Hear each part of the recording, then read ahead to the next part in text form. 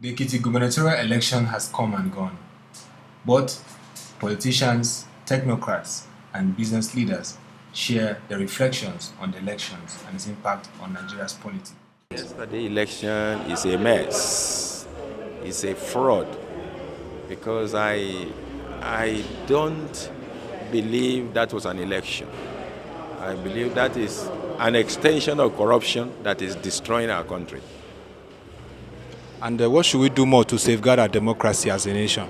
Well, I think that the regret I have is that some of our young ones are emulating some of these our leaders who are political leaders, who are, not interested, who are self-centered, who are selfish, who are only developing their families and their friends, and not the nation. Most of our students are looking at them and they want to emulate them. But I think we should teach our young ones coming that politics is not a bad business. But politics is meant for development, is meant for the peace of the nation, is meant for the prosperity of the nation.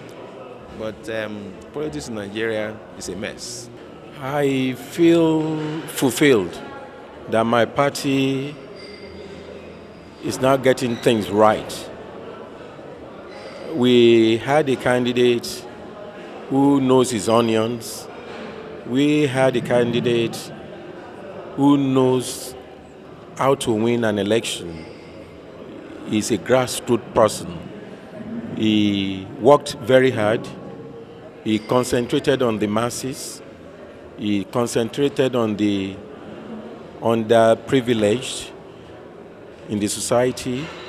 He has done it before. I'm not surprised he's doing it again, because he did most of the projects that are on ground in Ekiti State today. The incumbent governor is only trying to put cosmetic touch, like it's been done in Lagos. Most of the projects done by APC states are either white elephant projects with cosmetic touch. Take the example of Lagos, where you have federal presence. It was the former federal capital. A lot of infrastructure has been on ground. What they are doing is to maintain them and update them. Fashola, as the governor, has been able to do a few projects, but a lot of areas were left untouched. Similarly, when this other young man, Dr. Fayemi, got to office in Ekiti, he tried to copy what was going on in Lagos. Instead of touching the lives of the grassroots people, he chose to be elitic. So it has worked against him. And Fayose, that knows the politics of the day, went straight for the grassroots and ensured that his popularity was not wasted on unnecessary cosmetic things. He did his best, he worked hard, he went from local government to local government, from ward to ward, and from zone to zone. He was able to communicate effectively with the people, quite unlike the incumbent governor, who sounds as if he's from a different planet. And unfortunately, the election came, caught them unawares before they could call Jack Robinson. Fayose has made it. I respect the guts of Fayose. I respect his determination. I respect his commitment. And he's somebody that is for the people. It's not full of deceit. He doesn't want to do things other people are doing. He wants to be himself. And this one will be evident by the time he gets to office. Where he's going wrong, he has people who will guide him. And I'm sure a lot of things will be developed in Ekiti during this his tenure. I'm very happy that my party has won in Ekiti. It will be replicated in Osun State. That much I know. And Lagos will not be an exception. I think the people spoke. And I want people to behave like sportsmen. When two boxers go to the field, one is bound to win. The two cannot win.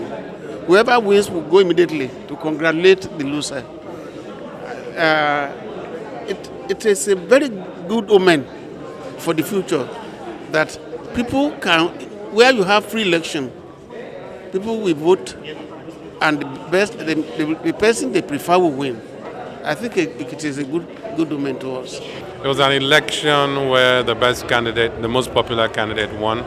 And I must commend the people of Ekiti.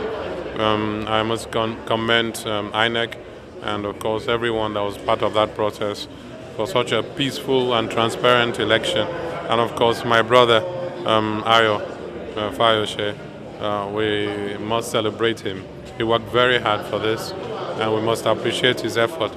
And of course wish him all the very best as he serves the people of Ekiti State. It's a watershed. I would say it's a watershed. There are two things. It shows that we need to work hard for everything we have, and we should not take anything for granted. And it's likely to change the total political equation that we are looking at in this country. But that's the way it is. The people have spoken, and we just have to do what the people say.